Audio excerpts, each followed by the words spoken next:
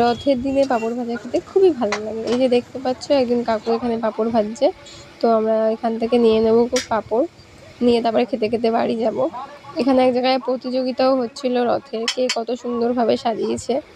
তো সেটা দেখবো, দেখার পরে পাঁপড় খেতে খেতে বাড়ি যাব দুজন মিলে। তো এই যে দেখো পাঁপড়টা আমাদের ভাজা হয়ে গেছে। আচ্ছা 26 একটু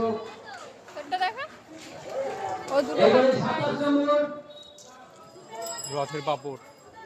27 নম্বর রাস্তায় যেতে যেতে কত সুন্দর সুন্দর বাচ্চারা দেখো রথ নিয়ে বেরিয়ে পড়েছে। এই যে দেখতে পাচ্ছ আমার সামনে দিয়ে একটা যাচ্ছে রথ, আর এই যে একটা রথ দেখতে পেলাম যার মধ্যে গোপাল নিচে ছিল বসে।